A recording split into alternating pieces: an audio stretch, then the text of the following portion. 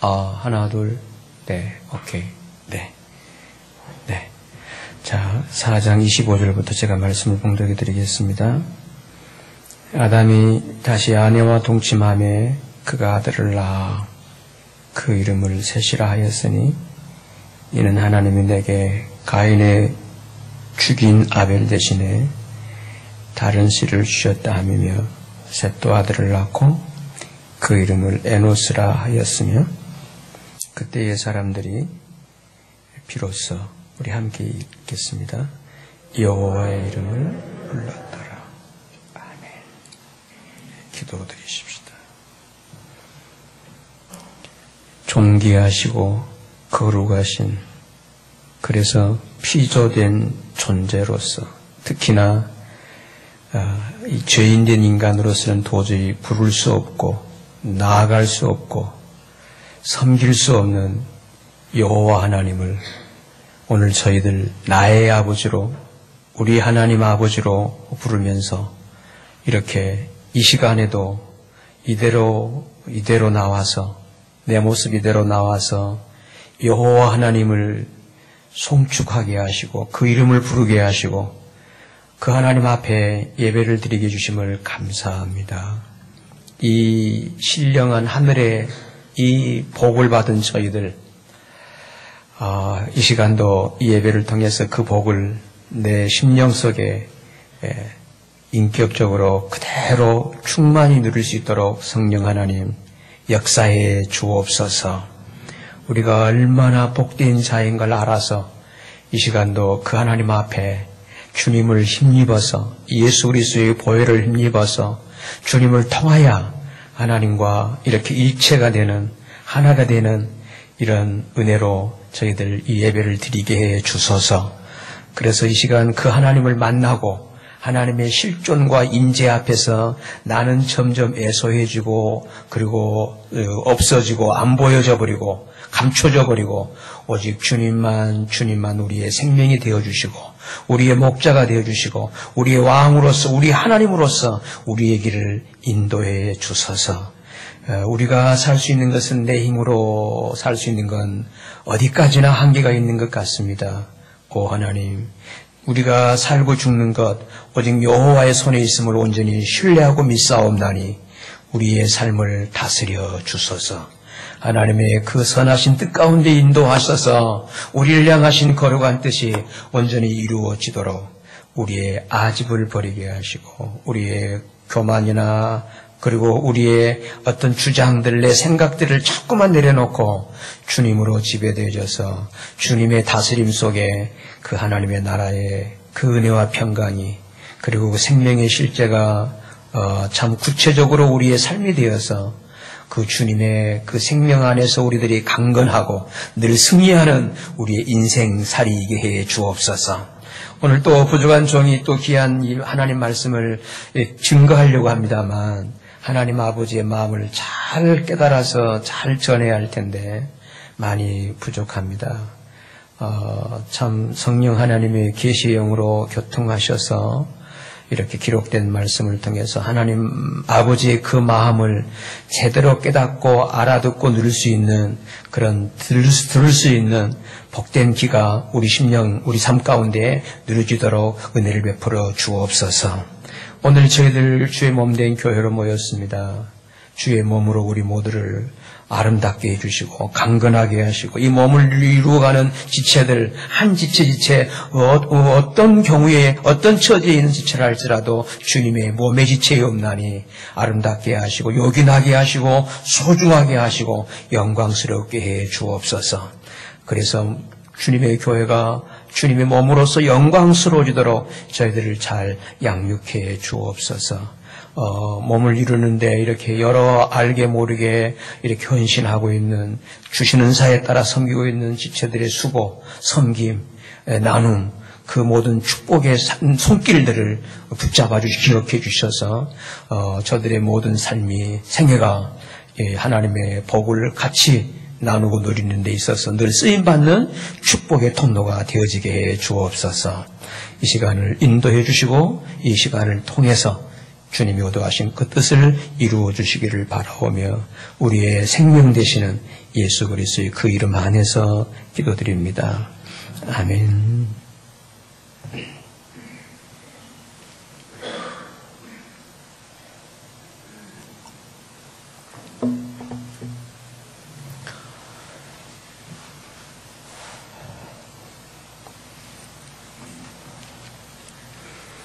우리들이 복음을 알고요, 천국을 산다, 예수 그리스도를 믿고 구원을 산다, 이런 신앙생활은 사실 발견으로부터 시작이 되어집니다. 발견으로부터. 내 안에서 이렇게 뭐가 이렇게 산출되어서 소위 내 어떤 그걸로 이루어지는 게 아니고요. 예수를 알고 복음을 알고 천국의 진리를 알아서 그 하늘의 실제를 누리는 데 있어서 결정적인 것은 발견에 있습니다. 그 신앙생활은 곧 발견인 것입니다. 발견입니다. 발견입니다. 이 발견을 성경적인 용어로서는 알아차린다고 하는 깨어있으라는 뜻도 여기에 포함이 되어 있어요. 깨어있다. 깨어있어라 하는 성경의 그 권면은 뭐냐면 그렇게 알아보라는 거예요. 여러분 잠들지 않고 깨어있으면 시간을 알고 때를 알고 그럴 거 아니겠어요? 알아보라는 거예요. 알아보라는 겁니다. 이런 사실을 예수님께서도 그 천상의 세계, 하늘의 세계, 천국을 설명할 때도 이렇게 이런 비유로 말씀하셨는데요.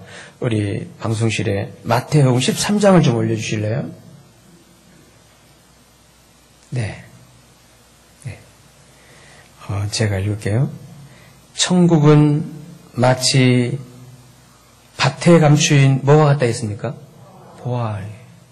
이게 하나님 나라, 천국은. 구원이나 예수 그리스도 믿는다거나 그게 반드시 연결되는 것은 천국이거든요. 천국이에요. 천국입니다. 천국 때문에 우리는 사실 신앙생활이 이렇게 출발되게 되는 건데요. 근데 그 천국이 뭐냐? 여러분 가보셨나요? 그죠? 저도 안 가봤잖아요. 그것을 주님이 설명해 주는 거예요. 그 천국은 이런, 소위 하나님의 나라라고 하는 세계는 이런 세계라는 거예요. 뭐죠? 밭에 감추인 뭐라고요? 보화다. 밭에 감추어 있다는 거예요. 감추어 있어요. 그러므로 사실 천국은 아는 사람만이 압니다. 이건 신비입니다. 모르면 죽었다 깨어나도 몰라요. 감추어 있는데 어떻게 아나요? 감추어 있는 그 보화를 알고 있네요. 여러분 밭에 감추어 있는 보화를 알게 된 것은 무엇으로 알게 됐을까요? 저를 따라합시다. 따라해 주세요. 발견. 그리고 그 다음 날 사람이 이를 어떻게 해요? 발견한 후. 아멘. 발견한 후. 오! 보아가. 우리 고향말로 나 안 해버려요.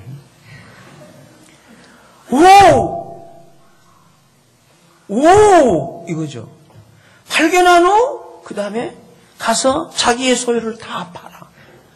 그걸 사는 거예요. 이게 변화입니다. 아니, 보화를 발견했는데 그대로 있을 수가 있나요?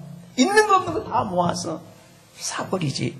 왜냐하면 그 보화를 알고 있기 때문인 것입니다. 아는 자만이 알아요. 누리는 자만이 누려요. 이게 하나님 나라의 역설이기도 합니다. 이렇기 때문에 오늘 예배를 드리는 시간에 이러한 보화를 발견하는 눈들이 있게 되시기를 바랍니다. 이렇게 되면 눈이 또 커져요. 저는 시당초 눈이 이렇게 사실은 쌍꺼풀이 아니었거든요. 이걸 보고 나서 이렇게 쭉 보다 보니까 이건 사실입니다. 사실은. 네. 이렇기 때문에 성도 여러분, 이 건강하고 이 정상적인 신앙생활에는 반드시 이 발견의 사건이 있게 됩니다. 이건 사건이에요. 그야말로 이거는 여러분 발견하는 그 순간 어찌 잊을 수 있겠어요?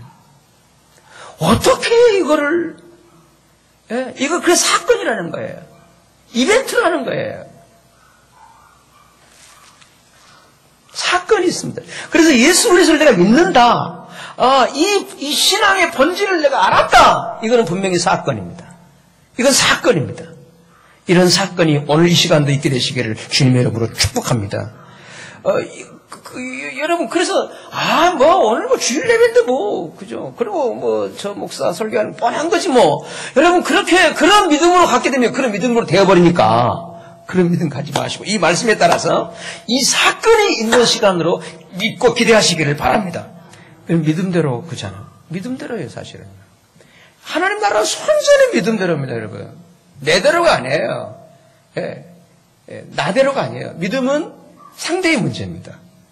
믿음은 상대의 문제예요. 믿음이 있다 없다는 것은 상대에 대한 이해의 문제지 내 문제가 아니에요. 상대가 참으로 믿을 만한 존재란다면 나도 믿어지는 것입니다. 따라서 내 믿음의 주이신 그분을 알게 되면 믿어지게 될 줄로 믿습니다. 그러므로 우리들의 신앙생활에서는 그냥 믿음을 그냥 강조해서 믿게끔 이렇게 하는 것은 일종의 저는 그렇게 보는 거죠. 그건 주입이거나 쇠뇌이지. 따라서 그 믿음 반드시 끝이 나버려요. 지속되지를 않아요. 의지의 한계이기 때문에. 저도 개인적으로 그런 믿음의 세계를 발견한 이후에는 소위 강조형의 목회를 하지 않잖아요. 이렇게 설명드리는 안내자로서 그렇게 여러분이 이렇게 그걸 발견할 수 있도록 그렇게 안내 역할을 하는 이유가 그거예요. 그래서 예수 그리스도를 믿는 신앙생활은 결코 여러분 어거지가 아니라는 거예요. 본인이 그걸 딱 이렇게 그 사건이 있게 되면 이때부터는 이제 성경 그대로 내 삶 속에서 그런 삶들이 열매를 맺어 가게 될 줄로 믿습니다. 이렇기 때문에 우리 예수를 믿는 신앙생활에서 이런 어떤 감격이나 극적이라는 말은 저도 별로 안 좋아합니다, 사실은. 이거는 참 안 좋은 사건이에요. 극적으로 기대하지 마세요. 이 감격, 그리고 확신, 이 삶에서 지속적으로 진리 안에 누리는 이 삶, 이런 삶이 없다고 하는 것은 다른 이유가 아닙니다. 다른 이유가 아니에요. 다른 이유가 아닙니다. 딱 원인이 있다면 그 뭐냐면 이 발견의 사건이었기 때문입니다. 발견의 사건이었기 때문인 것입니다. 그래서 제가 이제 앞으로 한 2, 3주 이렇게 인도에 따라서 이 새롭게 성경을 다시 한번 이렇게 발견할 수 있는 그런 기회를 서로 갖기 위해서 제가 오늘 본문을 택했고요. 오늘 이 성경의 등장인물은 저를 한번 따라해 보실래요? 저를 따라해 주십시오. 등장인물이 누구냐면 따라해 주십시오. 셋. 어떻게 해서 이 셋이라는 이름을 아마 생소하실 것 같은데 거의 이렇게 소외된, 거의 언급되지 않는 그 인물 중에 한 분입니다. 그런데 이 셋은 놀라운 분이에요. 이 셋이라고 하는 한 주인공, 등장인물을 통해서 이 신앙의 세계, 이 구원의 세계, 이 세계를 새롭게 발견하는 그런 은혜들을 나누었으면 좋겠네요. 그러면 이 셋은 우선적으로 하나님께서 아벨 대신으로 주어진 사람이라는 것을 오늘 본문 25절에서 이렇게 말씀하고 있어요. 본문을 한번 주목해 보시겠어요? 25절입니다. 아담이 다시 아내와 동침하매 그가 아들을 낳아 그 이름을 누구라요? 셋이라 하였으니 그 뜻이 뭔가요? 이는 하나님이 내게 가인이 죽인 아벨 대신에 어떤 씨를? 다른 씨를 주셨다. 다른 씨를 주셨다. 다른 씨를. 그래서 그 이름을 셋이라 한 거예요. 따라서 이 셋이라는 이름에는요, 다른 씨, 이라는 그런 의미를 갖고 있는데, 이 다른 씨라는 이 단어의 어떤 뜻이 있냐면은 새로운 회복, 그 새로운 출발이라는 의미를 가지고 있답니다. 아, 이제 새롭게 시작할 수 있구나. 그러니까 가인이 죽여버린 아벨이 이제 죽어버렸으니까 이제 끝났구나 했는데, 다른 씨, 새로운 시작, 새로운 출발, 새로운 하나님의 권고하신 그런 의미를 가지고 있어요.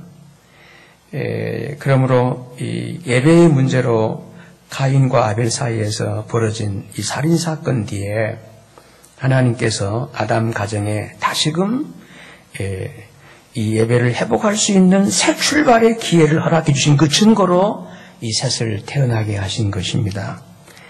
그 결과 이 셋의 때에 비로소 사람들이 여호와의 이름을 부르는 이 예배가 회복되었음을 26절에서 말씀하고 있거든요. 26절 제가 읽을게요. 주목해 보십시오. 셋도 아들을 낳고 그 이름을 에노스라 하였으며 그때에 누가요? 사람들이 어떻게 해요? 비로소 누구의 이름을요? 여호와의 이름을. 그때에 사람들이 비로소 여호와의 이름을 불렀더라. 아주 성경에서는 하나의 극적인, 소위 터닝 포인트이 되는 극적인 이 대목의 말씀입니다. 그래서 이 본문 2절 중심에서 한 몇 주 말씀을 드릴 테니까요. 오늘 또 첫 시간으로서 넉넉하게 여유롭게 여러분들이 이 말씀의 이 방향을 잡아주시면 이렇게 쭉 진행하면서 순간순간에 발견하는 사건이 있게 될 줄로 저는 믿습니다.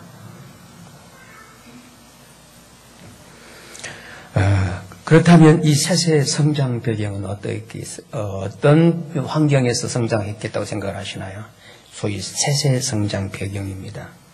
한마디로 셋은 매우 불행한 가정 환경 속에 성장을 했어요. 아무런 기대할 수 없는, 희망이 없는, 절망이죠. 끝난 가정이었어요. 끝난 가정 여건이었어요. 여러분, 그의 부모가 누구죠? 아담과 이브입니다. 그들은 인류 역사상 가장 아주 절망적인 죄인들이었습니다. 그래 더 이상 여호와 앞에 설 수 없었던, 완전히 버림받은, 소위 신라곤 다 추방당한 버림받은 사람들이었어요. 다시 말해 이 셋의 부모는 타락한 예배자였죠. 더 이상 하나님께 예배할 수 없는 소위 버림받은 예배자였더랬습니다. 흔히 자식은 부모를 잘 만나는 것이 복 중의 복이라고들 얘기를 합니다. 이러한 기준에서 보면 셋은 정말 부모 복이 없었던 사람이었습니다.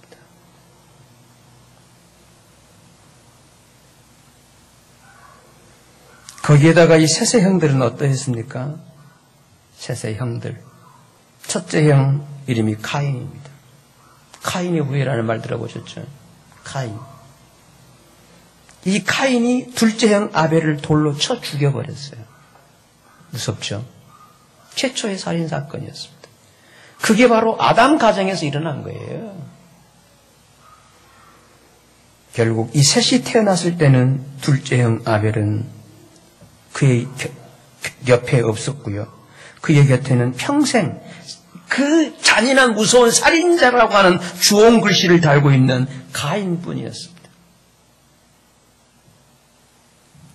이 얼마나 살벌하고 비극적인 가정의 현장인지요. 기대할 수 없는 가장 절망적 어둠의 가정 여건이었습니다. 그런데 성도 여러분, 이런 불행스러운 역사의 주된 원인이 뭐냐면 재산 싸움이 아니었어요. 그 어떤 것도 아니었어요. 이런 불행의 중심 원인이 뭐냐면 바로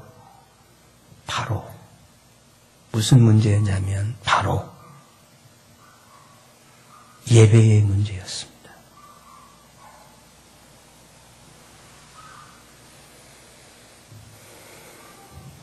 예배의 문제입니다.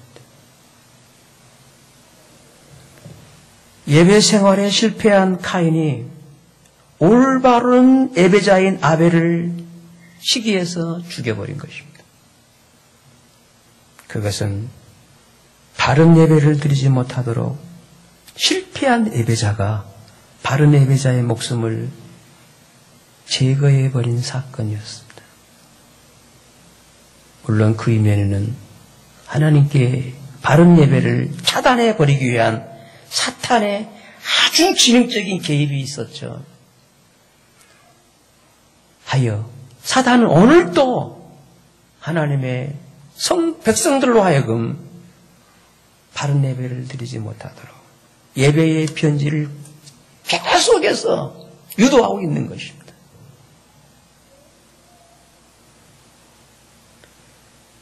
아론의 자녀들이 다른 불을 들이다가 죽어버린 것처럼 예배의 이 문제는요, 죽고 사는 문제인 것입니다. 바른 예배를 드리지 않게 되면요, 그건 내 생사의 문제인 것입니다.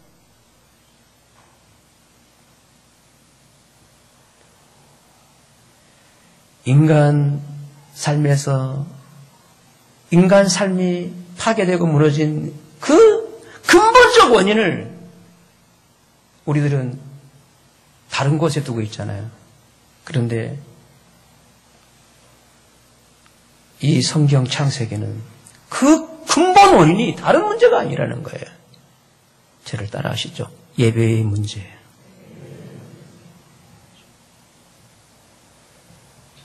예배의 문제입니다. 예배를 드리냐 안 드리냐 문제가 아니에요. 주일 성수를 했냐 안 했냐 그런 차원이 아니에요. 어떤 예배냐 이겁니다. 어떤 예배냐 이거예요. 카인의 제사과 아벨의 제사과 하는 것입니다. 어떻게 하실래요, 여러분? 이 진정한 하나님이 기뻐하시는 이 아벨의 제사를 드릴 근거가 있으시나요? 자신이 있으신가요? 그걸 모르고 있다면 속고 있는 것이죠. 속고 있는 것이죠. 카인의 제사를 조종하고 있는 사단의 세력이 여전히 오늘 우리들을 속이고 있는 거죠. 결과는 뭘까요? 결국은 뭘까요? 멸망이죠. 여러분, 카인도 예배를, 제사를 정성껏 있는 거 없는 거 다 모아서 아벨의 제사는 뭔가요? 피 한 그릇이었습니다. 예배에 눈을 뜨게 되시기를 바랍니다. 예배의 본질을 발견하게 되시기를 바랍니다. 예배를 모르면 아닙니다. 구원도 회복도 이루어지지 않습니다.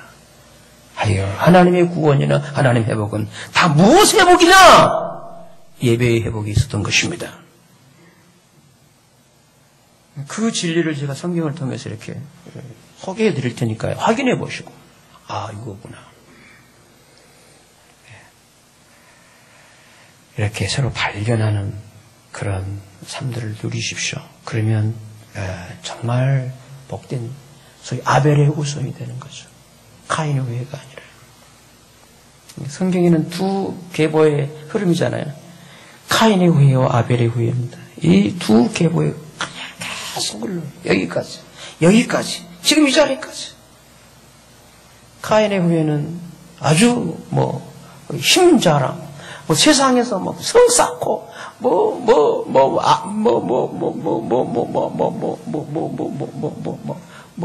뭐만 그게 주로 이제 사장에서 나옵니다만. 근데 아벨의 후예는 그게 아니에요. 아주 내놓을 게 별로 없어요. 하는 일이 뭐냐면 낳고 뿐이에요. 예, 여러분 샘 후예라고 합니다만 그 아벨의 후손 얘기를 보면 족보는 다 그 얘기예요. 예. 성을 쌓았다, 기계를 만들었다, 뭘 했다. 소위 세상적으로 말하는 그런 성공의 조건은 가인의 후예를 얘기할 때 다 그 얘기예요. 그 이력서예요. 그러나 아벨의 후예는 없어요. 그저 뭔가요? 낳고. 그래서 여러분, 우리의 메시아이신 예수 우리 족보를 보시면 마태복음 1장이나 그런 족보를 보면요. 시작부터 뭔가요? 낳고예요. 이게 그 없어요. 예.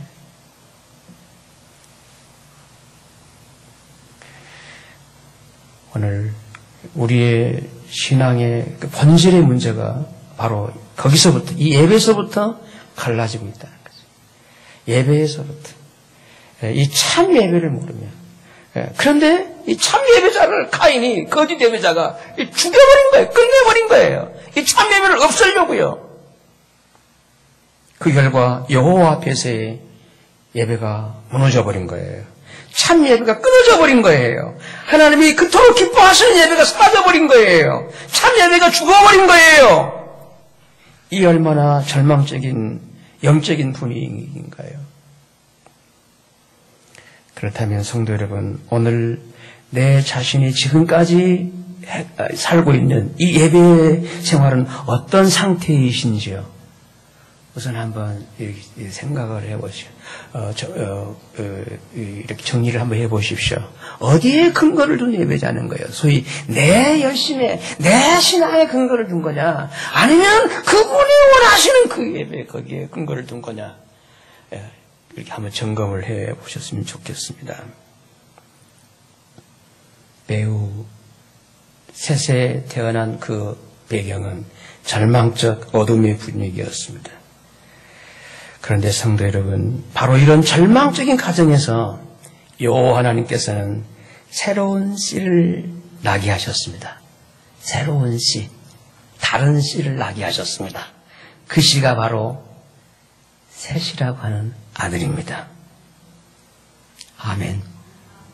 셋이라는 아들. 어떠세요? 감 좀 잡히시나요? 여기까지 방향을 이 정도 잡아오셨네요. 셋이라는 아들입니다. 그러므로 셋의 출생은 올바른 예배의 회복을 통해서 가장 절망적이고 비극적인 인간들을 살려내시려고 하는 여호와 하나님의 은혜의 선물로 주신 아들이 셋입니다. 할렐루야. 할렐루야. 셋을 아벨이 끝났잖아요. 끝난 거기에 하나님은 시작을 하게 된 게 셋이었습니다. 이처럼 이 하나님의 이러한 회복과 구원 사역이 이런 자손의 출생을 통해서, 후손의 출생을 통해서 이루어지는 것을 성경에서는 그거를 복음이라고 하는 것입니다. 복음이라고 하는 것입니다. 따라서 복음 중에 복음, 최초의 복음이 뭐냐? 이걸 신학적으로는 원시복음 그렇게 얘기를 합니다. 원시하니까 원시인 이렇게 될 것 같은 이 개념 분위기가 있어서 저는 그걸 바꿨어요. 뭐라냐면 원형복음이라고. 원형복음. 원형 본래의 복음이에요. 이 본래의 복음이 바로 이 내용이에요. 우리 3장을 한번 가보시죠. 창세기 3장입니다. 3장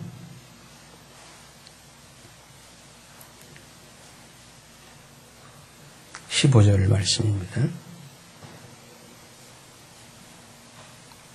내가 너로, 여기 내가는 여호와 하나님이십니다. 하나님이시고 너는 이 사단, 뱀, 사단을 상징하는 뱀이었어요. 너로 하나님이 지금 사탄, 뱀에게 말씀하시는 거, 너로 여자와 원수가 되게 하고 너의 후손도 누구의 후손과요? 여자의 후손과 원수가 되게 하리니. 후손의 싸움이에요. 그래서 여자의 후손은 네 머리, 사탄의 머리를 상하게 할 것이요 너는 그의 발꿈치를 상하게 할 것이다. 이걸 이 15절 이 내용을 최초의 복음, 원시복음, 원형복음이라는 것입니다. 복음이라는 거예요. 여자의 후손이. 여자가 누군데요? 에덴의 그 그 복을 다, 망가지게 한 원인 제공. 물론 이 여인을 동원한, 이용한 사탄이 있었습니다만. 근데 그 여인의 후손이, 그런 여인이 낳은 자식이 이 간악한 사탄의 세계를 무너뜨려버리고 하나님이 계획하신 그 뜻을 이루어 가신다고 하는 그 하나님의 언약, 최초의 언약, 약속, 복음입니다. 이게. 여기에 사실 여자의 후손은 예수 그리스도를 의미한다는 거 여러분 나름 알고 계실 거예요. 그래서 예수님이 남편 없이, 남자가 없이, 남자의 정자가 없이 성령으로 여인에게 나신 것입니다. 동의하시나요? 별로 안 믿는 것 같아가지고. 우리 신앙의 핵심이죠. 성령으로 잉태했다는 거예요. 예수 그리스도는 남자의 후손이 아니에요. 우리 모두는 다 남자의 후손이잖아요. 아버지의 후손이에요. 그래서 아버지 성씨를 따르잖아요. 그 씨를 따라가잖아요. 근데 예수님은 여자의 후손. 여기 예수 그리스도를 여기서 이 여자의 후손이 태어나야, 너 오셔야, 그 하나님 의도하시는 구원을 이루어지는데, 하나님은 그 여인의 후손을 통해서 그 인간의 근본 문제를 완전히 단번에 처리하실 계획을 가지고 계셨던 것입니다. 그래서 이 3장 15절을 최초의 복음이라는 거예요. 그 여자가, 후손이 있대! 애를 낳는데, 여러분, 이 여인은 죄인이잖아요. 따먹으면 죽으리라. 끝난 인생이에요. 그런데 끝난 인생이 애를 낳는데 그 말은 뭔가요? 죽는다는 말이에요? 산다는 말인가요? 산다는 얘기 아니에요. 산다는 말 아니에요? 아담이 그 말 뜻을, 하나님의 그 복음을 알아듣고 자기 아내 이름을, 원래 자기 아내에게는 이름이 없었어요. 이름이 없었어요. 그저 부른다면 오늘날 우리처럼 그랬겠죠. 에덴댁 불렀겠죠. 이름이 없었어요. 근데 이 복음을 듣고 자기 아담이 자기 아내 여보 이름 지어줄게. 당신 이름이 뭐냐면은 우리 고향말로 산니은. 그게 이후 산 여자. 감동이 없으시구나. 굉장한 사건이네. 괜찮아요. 괜찮아요. 제가 처음 말씀드렸잖아요. 믿음은 절대로 설득해서 강조해서 되는 게 아니다. 스스로 자기가 이거를 깨달은 사건이다. 그래서 이런 말씀이 주무시면서도 생각이 나서 깨닫게 하는 주의 역사가 있을 줄 믿습니다. 저는 그렇게 되는 거거든요. 저는요. 여러분, 이 자리에서 이건 이제 집에 가면서 다 쏟아버리잖아요. 그런 거 말고, 중요한 것은 이 진리를 복음을 듣는 것입니다. 들어놓으면 그 말씀이 우리 속에서 역사할 줄로 믿습니다.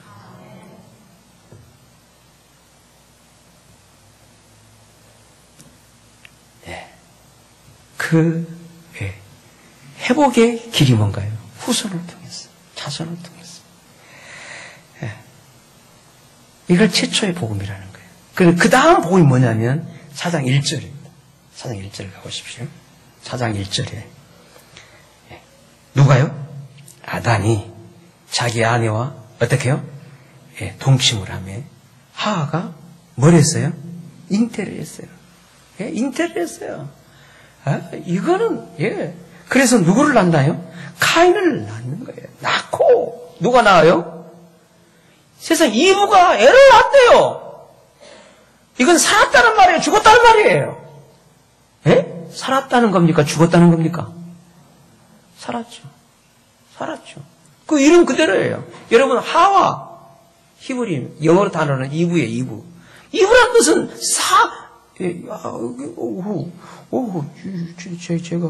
자, 그럼 3장 20절 말이죠. 3장 20절입니다. 3장 20절에. 아담이 그 아내를 뭐라고요? 하와라 이름하였으니, 그는 모든 뭐라고요? 산자. 이럴 수가 있나요?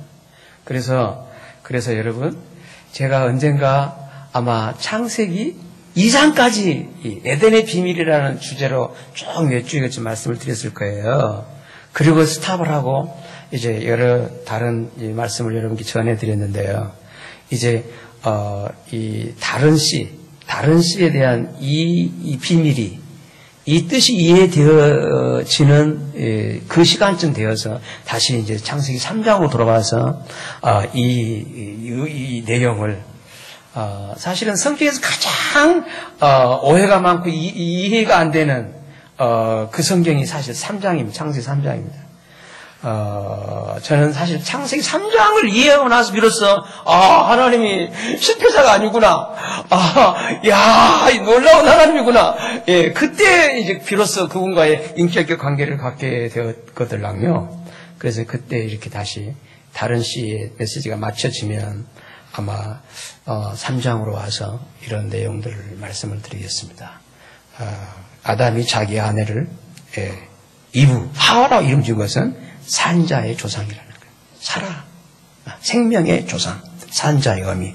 그래서 그런 자기 아내가 동침하자 잉태를 해서 아들을 낳는 거예요. 가인을 낳는 거예요. 나코.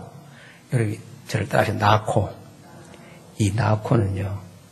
아담과 그 아내 이브에게는요. 굿뉴스였습니다. 복음이었습니다. 아멘. 자기들은 끝난 인생 아니에요. 죽음 끝난 인생이에요. 다 먹었잖아요. 다 정령 죽으리라. 죽었죠. 근데 낫네요. 그럼 이게 자기들 공로, 자기들의 힘인가요? 하나님의 은혜인가요? 은혜죠. 그래서 이름을 뭘로 지어요? 가인으로 지은 거예요. 그 뜻이 그거예요. 내가 누구로 말미암아? 여호와로 말미암아. 아멘. 방금 저렇게 말씀하신 분 참 핵심을 짚으신 거예요. 내가 누구로 말미암아? 내 잘남으로? 우리 부부의 사랑으로? 아니에요. 누구로 말미암아? 여호와로 말미암아. 그래서 이제 이럴 때 찬송을 부른다면 뭔가요? 이제 내가 사는 것은 뭐죠? 하나님이라는 말이 되는 거죠. 이거죠.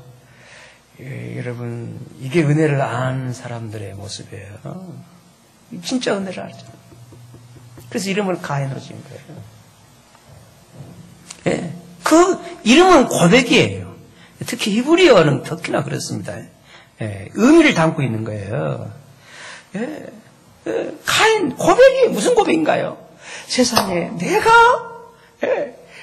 여호와로 말미암아 아들을 얻었다.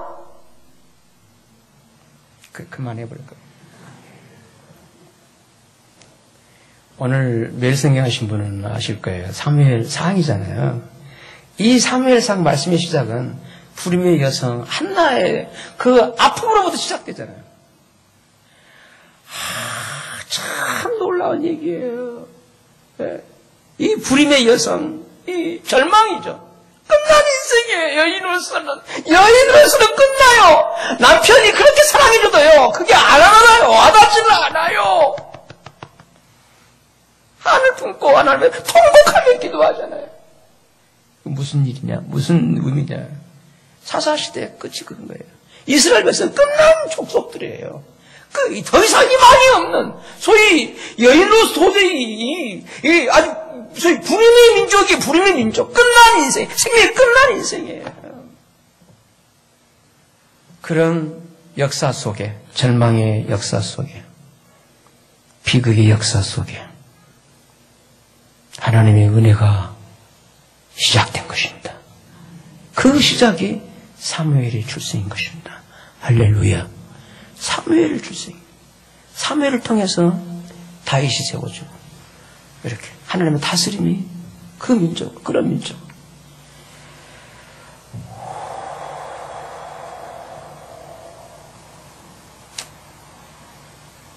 오늘 이 이브의 경우에 마찬가지입니다. 끝난 인생.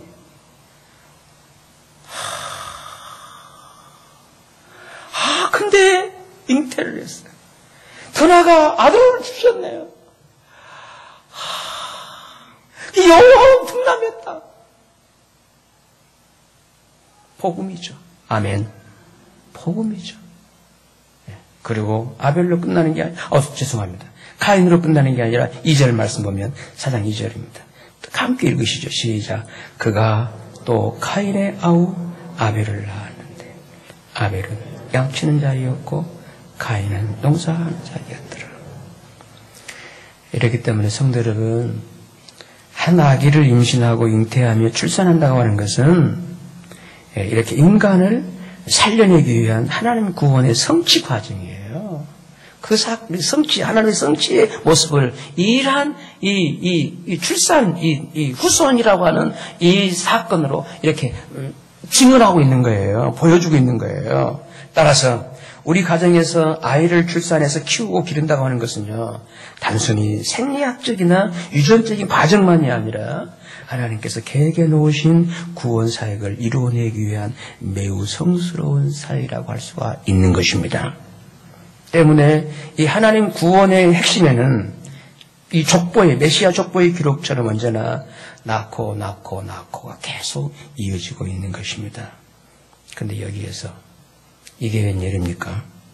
그 하나님 구원의 낳고의 역사를 카인이 아벨을 죽여버림으로써 하나님 구원 사역을 끝내버리려고 하고 있어요. 그게 우리 4장 3절부터 좀 보시죠. 4장 3절입니다. 세월이 지난 후에 가인은 땅의 수산으로 제물을 삼아 여호와께 드렸고요. 아벨은 자기도 양의 첫 새끼와 그 기름으로 드렸더니 여호와께서는 아벨과 그 제물은 어떻게 해요?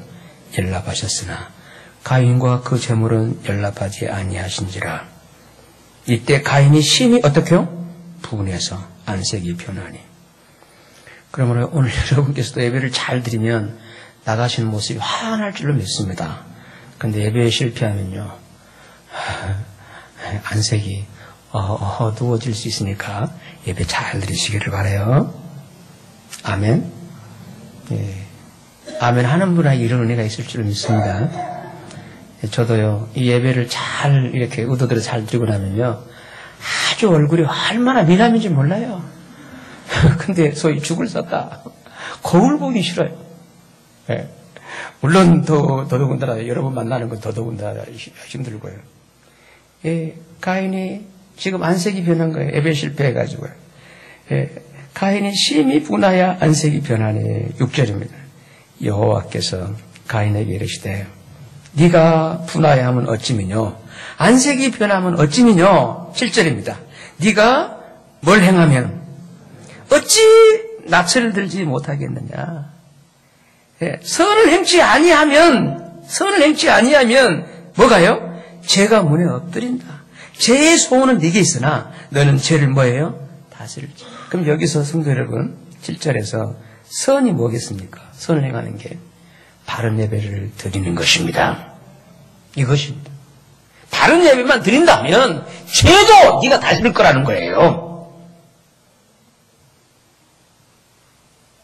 그 말씀이에요. 죄가 문에 엎드리고 있지만, 그러나 그래서 죄의 소원은 너게 있지만 너는 그 죄를 어떻게 해요? 다스릴지니. 어떻게 해서 뭘로요? 선을 행함으로. 7절 다시 한번 제가 읽겠습니다. 네가 뭘 행하면요? 선을 행하면. 예, 그 다음 말씀이에요. 선을 행치 아니하면 죄가 문에 엎드린다. 기다리고 있는 게 죄가. 오늘 이 진정한 이 예배의 본질을 알고 예배를 드리게 되면요, 저는 확실히 믿습니다. 내 안에 끓어오르는 죄도 다스리게 될 줄로 믿습니다. 그렇습니다. 그런데 이런 예배 시간이 일주일에 한 번 되거나 일주일에 두세 번으로 끝난다면 아깝잖아요. 모쪼록 이런 시간으로 예배가 끝나는 게 아니라 삶의 예배가 되시기를 바랍니다. 생활 예배를 하잖아요. 그러면 이거는 물론 결론적으로 이제 말씀을 드릴게요. 거기까지 말씀드리고 마치도록 할게요. 이렇게, 이걸 신령과 진정 예배라고 합니다. 이렇게 되면 죄를 다스리는 거예요. 내 안에 끌어오는. 이 분. 여러분, 분이 얼마나 무서워요. 그거 못 참아서 인생 망치잖아요. 잘 나가던 사람이 그거 이게 망치잖아요. 예? 예. 그런데 그걸 다스릴 수 있는 게 예배의 능력입니다. 예배의 축복입니다. 그거예요, 여러분. 예배를 그래서 제가 이 말씀을 다시 이렇게 다른 씨라는 말씀을 이렇게 붙잡고 제가 이 진리를 발견한 것은요. 사실 이렇게 예배의 이 본질이 가치가 이걸 저 눈을 뜬 거예요. 예, 상당히 몇 개월 지났는데요. 예, 오늘 드디어 여러분 앞에 5월의 1일. 예, 5월이 얼마나 좋은 계절이에요. 그래서 초하루잖아요. 이날 제가 이걸 한번 탁 그냥 이렇게 알려드리려고 이렇게 이 본문을 택하게 된 것입니다. 죄의 소원은 네게 있으나 너는 죄를 다스릴지니라. 뭘 행함으로? 선을 행함으로. 선은 토부, 하나님이 기뻐하는 삶인 것입니다. 하나님 뭘 기뻐하시나요? 그분을 알고 그분을 섬겨드리는 것입니다. 할렐루야. 이거예요, 여러분. 피조 존재에서 가장 큰 영광과 복이 있다면요, 내 창조주를 알고 그분을 섬기는 것입니다. 그분을 섬기는 거예요. 레위기 말씀을 통해서 여러분 적용하셨잖아요. 그 거룩하신 하나님은 함부로 못 섬기잖아요. 그런데 섬길 수 있는 길이 있다. 이건 끝난 거죠. 저는 그 길을 압니다. 하나님께 나아갈 수 있는 그 길을 압니다. 왜냐하면 그 길이 내가 믿는 주님이셨거든요. 아멘. 그분이 길이더라니까, 세상에. 그래서 내가 길이다. 나로 말미암자고는 아버지께로 올 자가 있다 없다? 없다. 여러분, 그러니까 주님으로 드리지 않는 예배는 다 그건 가짜 예배예요. 이거는 변질된 예배입니다. 이건 사탄의 예배입니다. 이건. 가인의 예배입니다. 지금 드리는 예배가 누구로 드리고 있나요? 일주일 동안 잘 살았기 때문에. 물론 귀한 일이죠. 그럼 살게 한 건 주의 은혜였고. 그러면 여전히 내가 하나님께 나아가 예배 드릴 수 있는 유일한 그 통로, 그 길은 오직 주 예수 그리스도 뿐이십니다. 주님 뿐이세요. 주님 뿐이세요. 주님 뿐이세요. 어떤 죄인이라 할지라도 그 주님을 힘입어서 아버지께 나올 수 있게 된 것입니다. 그래서 그 자기의 무너짐을 아는 사람, 자기의 절망적인 처해 있는 사람들에게 이 예배를 아는 거예요.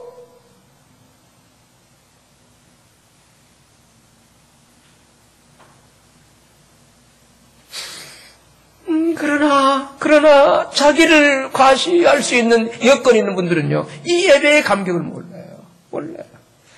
가인의 예배가 되어버리죠. 그러니까 많은 채물, 농산물을 들는데 안 받아버리네. 시험 들어버리지.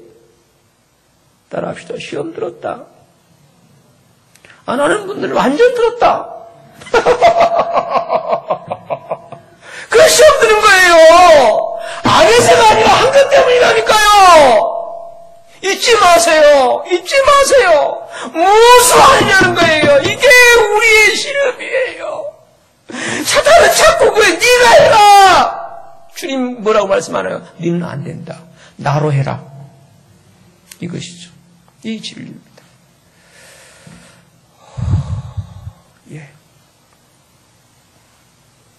그런데 이런 복음을, 이런 진리를, 이런 길을 다 가인에게 제시하지 하나님께서. 가인아, 너 얼굴 안 좋다. 왜 그러냐?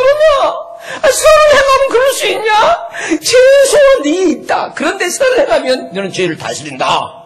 이런 복음을 제시했어요. 그런데도 가인은요, 한 번 시험 들면요, 회복되기가 어려운가 봐요. 그래, 시험 들어가고 결국 어떻게 하나요? 8절입니다. 8절에. 가인이, 사장 8절에 가인이 그 아우 아벨의 고아니라. 그 후 그들이 들여있을 때 가인이 어떻게 해요? 죽여버린 거죠. 만약에 여러분 이제 만약입니다. 결론 이제 맺을게요. 만약에 성경의 기록이 여기서 끝나고 그랬다면 그야말로 인류의 역사는 절대 실패의 이 비극적 서사시, 절대 실패에 또 회복될 수 없는 절대 실패라는 거예요. 절대 실패의 이 비극적 서사시로 그 막을 내릴 수밖에 없었을 것입니다. 그러나 성경은 여기서 끝나지를 않고요. 다른 씨인 새로운 씨를 태어나게 하심으로 회복의 전환점을 이루어 주셨습니다. 할렐루야. 그게 오늘 본문이에요. 셋의 출생에 대한 언급의 4장 25절의 이 본문입니다. 예, 본문을 찾아놓으시고요. 예, 그래서 오늘 본문에는요, 이 다른 씨 셋의 출생을 낳고의 복음이 부합되어 있어요. 기록되어 있어요. 보십시오. 25절에, 4장 25절에. 아담이 다시 아내와 동침하매 그가 뭘 낳아? 따라합시다. 복음이다. 예? 그러니까 이 낳고가 오면요, 눈을 크게 떠서 복음이다! 이렇게 여기시기를 바랍니다. 낳고는 복음이에요. 할렐루야. 예? 낳고는 복음입니다. 예? 아들을 낳아 그 이름을 셋이라 했으니, 예? 이는 하나님이 내게 가인의 죽인 아벨 대신에 다른 씨를 낳게 주셨다며 셋도 그 아들을 어떻게 해요? 낳고 복음이죠. 그러자 에노스 사람들이 비로소 여호와 이름을 부르게 됩니다.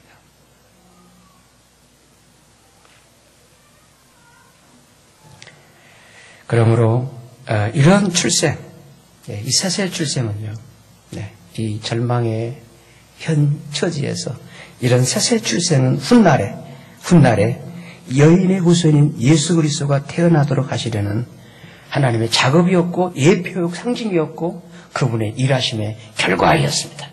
이것을 이사야 선지자는요, 하나님의 열심이라고 하는 거예요. 이 암울한 절망의 이 여건 속에 보이지 않는 그 출생의 이 과정을 통해서 이 회복을 시키려고 하는 이 하나님의 일하심, 이게 하나님의 열심이랍니다. 이사야 선지자의 증언이에요. 우리 이사야 9장을 좀 올려주실래요? 이사야 9장입니다. 네, 제가 읽을게요. 이는 한 아기가 우리에서 어떻게 해요? 낳고. 이게 쌍시옷이 아니라 시옷 같은데 이렇게 쌍시옷 되어 있더라고요. 좀 강조하기 위해서 그런가 봐요. 낳고가 아니라 낳고 하기 위해서. 네, 낳고. 한 아들을 우리에게 어떻게 해요? 주신 바 되었습니다. 한 아들. 다 아들인데 아들이 그렇게, 근데 이게 대단한 거라는 거죠. 한 아들을 우리에게 주신 바 되었는데 그 어깨에는 정사를 메었고 그 이름은 기묘자라 모사라 전능하신 하나님이라 영존하신 아버지라 평강의 왕이라 할 것인 7절입니다. 그 정사와 평강에 다 무궁하며 또 다윗의 위에 앉아서 그 나를 굳게 세우고 자금 이후 영원토록 공평과 정의로 그것을 보존하실 것이라. 그런데 이것을 누가? 만군의 여호와의 뭐가요? 열심히 이루실 것이다. 메시아 탄생의 예언이라고 합니다. 예수 탄생 700년 전 제시된 이사야 선지자의 예언이래요. 이 예언대로 이런 위에서 일하신 하나님의 열심에 의해서 드디어 700년 이후에 드디어 베들레헴 땅 그곳에서 그 아들 여인의 후손인 예수 그리스도가 태어나시게 되었던 것입니다. 그 사실을 마태는 이렇게 말씀하고 있어요. 마태복음 1장입니다. 1장 올리실래요? 예, 준비된 제가 읽을게요. 18절입니다.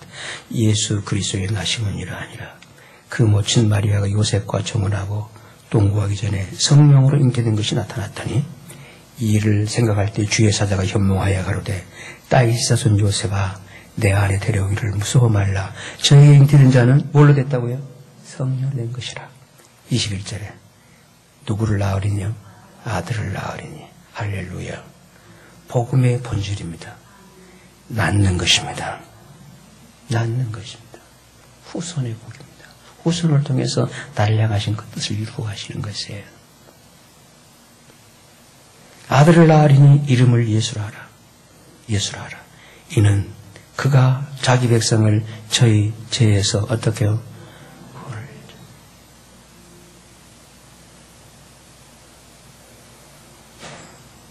그러면 이런 그리스도 구원자가 오셔서 우리 안에 회복시켜주는 것은 뭘까요? 우리 마지막 요한복음 4장 말씀입니다. 바로 그게 참 예배입니다. 요한복음 4장 23절이에요. 아버지께 어떻게 예배하는 자들이라고요? 참 예배입니다. 제가 한번 따라해 주시죠. 참 예배예요. 참 예배입니다. 참 예배. 참으로 예배하는 자. 뭘로 예배합니까? 뭘로 예배합니까? 신령과 진정 아시나요? 그게 뭐라는 걸? 단어적으로는 여러 가지 해석이 있어요. 저는 그걸 설명하고 싶지 않습니다. 본질인 본질. 한마디로 예수 그리스도이십니다. 하나님의 구원으로 예배하는 것이죠. 하나님의 구원을 모르고 예배하는 것은 종교적인 일, 교리적인 일.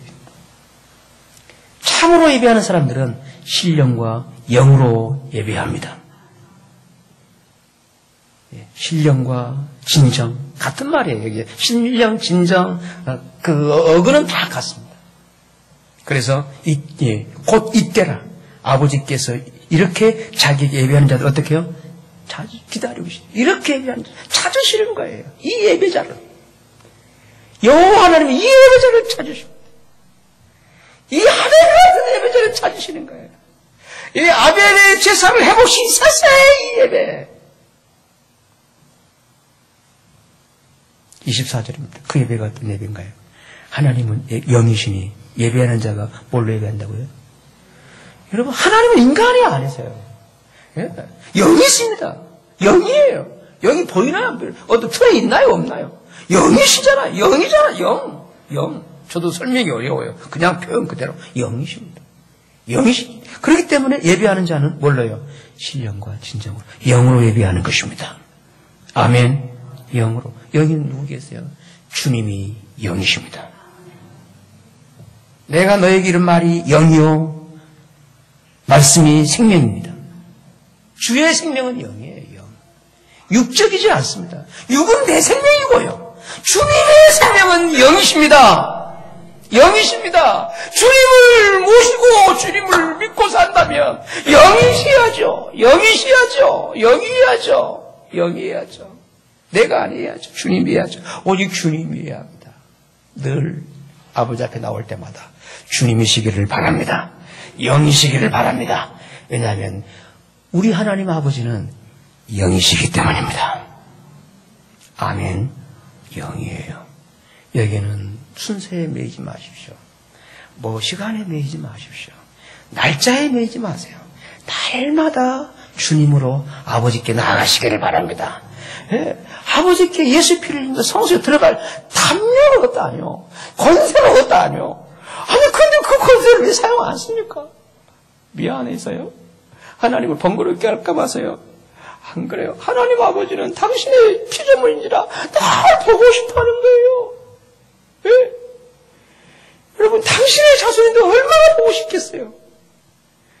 저도요. 여손녀를 봤는데요. 며칠만 안 봐도 보고 싶어요. 그래가지고 휴대폰 전화를 바꿔야 할 입장이라니까. 예. 이게 돈 들어가게 생겼다니까 지금. 저는 홀드폰이 전혀 불편하지 않아요.